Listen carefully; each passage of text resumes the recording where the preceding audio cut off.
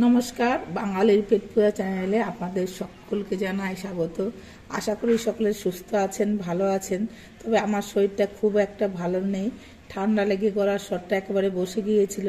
তাই কয়েকটা ভিডিওতে আমার মেয়ে ভয়েস দিয়ে ভিডিও ছেড়েছিল। ইউটিউব এমন একটা প্ল্যাটফর্ম যেখানে নিয়মিত ভিডিও নাকি ছাড়তে হয়, না হলে নাকি চ্যানেলটা বসে যায়। তাই আমার মেয়ে ভয়েস দিয়ে ভিডিওগুলো ছেড়েছিল।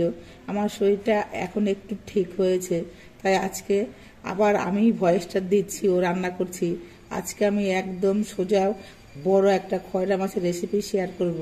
তার জন্য দেখুন কয়েক পিস খয়রা মাছ আমি নিয়েছি, আর মাছগুলো কিন্তু আমি কেটে ধুয়ে পরিষ্কার করে নিয়েছি। এবার এই মাছগুলোর মধ্যে আমি নুন আর হলুদ মাখিয়ে নিচ্ছি।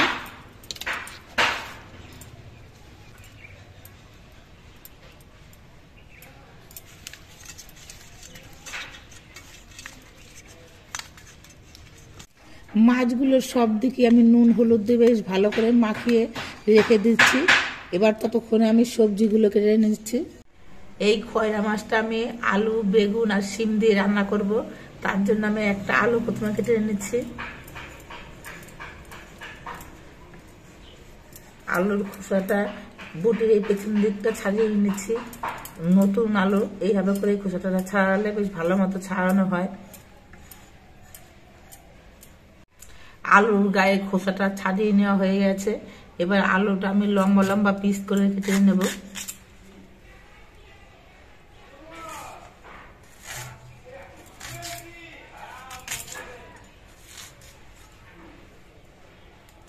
এই যে আলুটা আমি এরকম ভাবে কেটে নিলাম।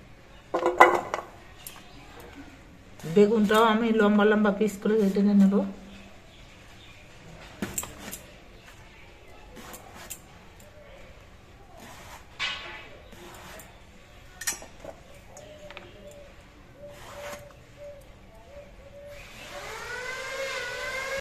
আর শিমগুলো আমি এরকম ভাবে দুদিকে শীতটা ছাড়িয়ে নেব। শিমগুলো কচি আছে বলে এখনো শীতটা শক্ত মতো হয়নি। আর মাঝখান থেকে এরকম কেটে অর্ধেক করে নিচ্ছি।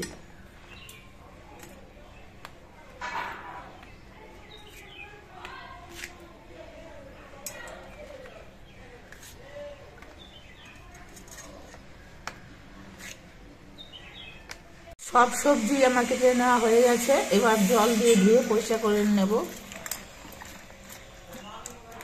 এবার গ্যাসটা ধরিয়ে নিয়ে আমি একটা কড়াই বসিয়ে দিয়েছি। কড়াইটা বেশ ভালো মতো গরম করে নিয়েছি। এবার কড়াইতে দিচ্ছি সর্ষের তেল। কড়াইয়ের তেলটা বেশ ভালো মতো গরম হয়ে যাওয়ার পর আমি একটুখানি কড়াইয়ের তেলটা চারপাশে লাগিয়ে নিচ্ছি, এভাবে ঘুরিয়ে নিয়ে। এবার মাছগুলো আমি তেলের মধ্যে দিয়ে ভেজে নেব।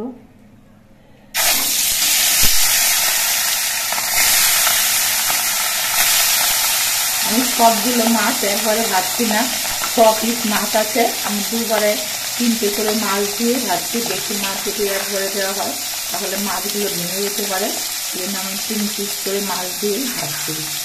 মাছগুলোর এক পিস কিছুক্ষণ ভাজা হওয়ার পর আমি উল্টে দিচ্ছি।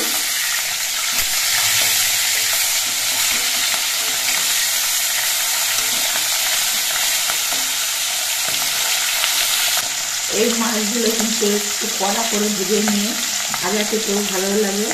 গরম গরম ভাত দিয়ে আর এই মাছ ভাজা দিয়ে খেতে কিন্তু ভীষণই ভালো লাগে। উল্টে পাল্টে নিয়ে মাছগুলো 2-3 দিয়ে ভালো করে ভেজে নিয়েছি। মাছটা আমার ভাজা হয়ে গেছে, এবার আমি নামিয়ে নিচ্ছি।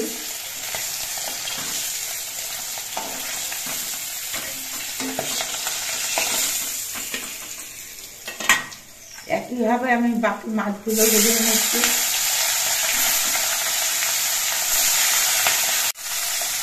আমার সবগুলো মাছ ভেজে নেওয়া হয়ে গেছে, আমি নামিয়ে নিচ্ছি।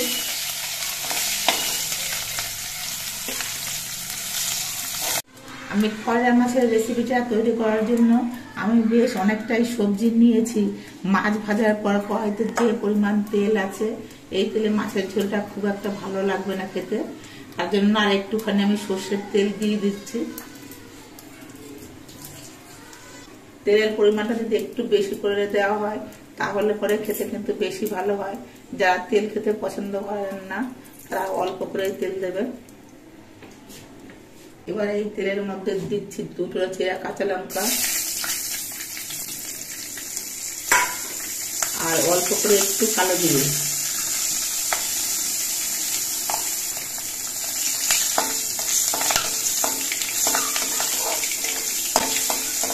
কালো জিরে আর কাঁচা লঙ্কাটা ভাজা হয়ে যাওয়ার পর এর মধ্যে সব সবজিগুলো একবারে দিয়ে দিচ্ছি।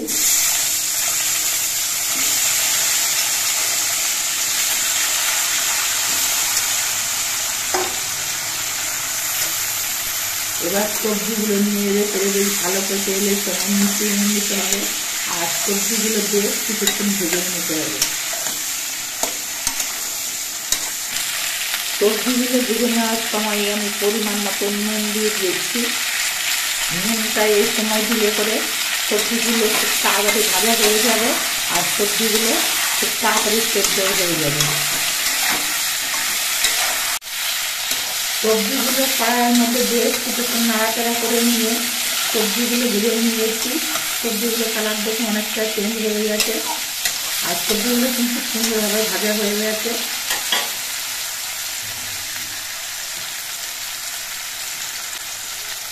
এবার এর মধ্যে দিচ্ছি কয়েকটা চেরা কাঁচা লঙ্কা, পরিমাণ মতো হলুদের গুঁড়ো আর 1 চামচ জিরে গুঁড়ো। অল্প একটুখানি জল দিয়ে দিচ্ছি যাতে মশলাটা পুড়ে না যায়। এবার এই মশলা দিয়ে সবজিগুলোকে আরো কিছুক্ষণ কষিয়ে নিতে হবে।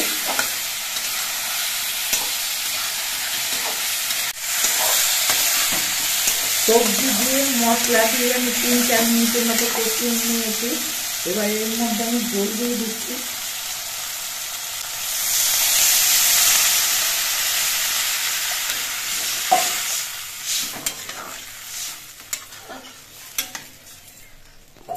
এবার ঝোলটা কিছুক্ষণ ফুটিয়ে নিতে হবে। ঝোলটা কিছুক্ষণ ফুটিয়ে নেওয়ার পর এবার দেখে নিচ্ছি আলুগুলো সেদ্ধ হয়েছে কিনা। আলুগুলো সব সেদ্ধ হয়ে গেছে। এবার এর মধ্যে আমি ভাজা মাছগুলো দিয়ে দিচ্ছি।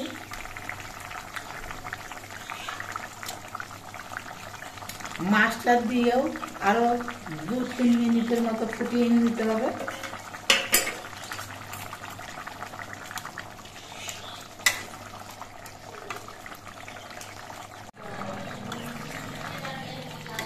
মাছটা দিয়ে ফুটিয়ে নেওয়ার পর মাছের ঝোলটা তৈরি হয়ে গেছে।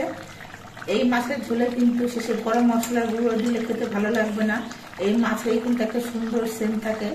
এতে যদি গরম মশলা গুঁড়ো দেওয়া হয় তাহলে মাছের সেন্টটা কিন্তু চলে যায়, মাছের ঝোলটা খেতে ভালো লাগে না। তাই এই মাছের ঝোলে গরম মশলা গুঁড়ো দেবেন না। তবে এখন শীতকালে অনেক ধনেপাতা পাওয়া যায় আর কিছু ধনেপাতা যদি দেওয়া হয় তাহলে কিন্তু মাছের ঝোলটা খেতে আরো বেশি ভালো লাগে। এই জন্য আমি কিছু করে কেটে নিয়ে ধনেপাতা দিচ্ছি।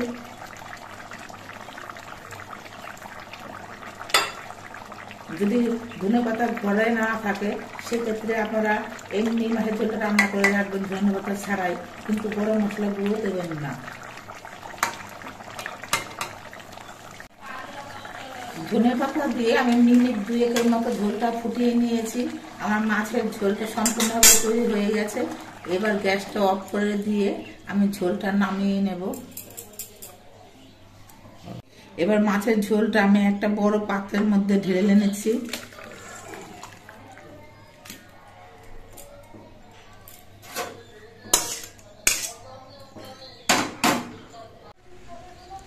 আপনারা দেখতে পেলেন আমি কিভাবে খয়রা মাছের ঝোল রান্না করলাম।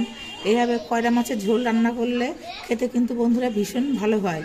খয়রা মাছ কিন্তু অনেক সস্তা দামেই পাওয়া যায় আর খেতে কিন্তু ভীষণ ভালো লাগে, কারণ খয়রা মাছের একটা সুন্দর সেন্ট থাকে যার কারণে বেশি ভালো লাগে।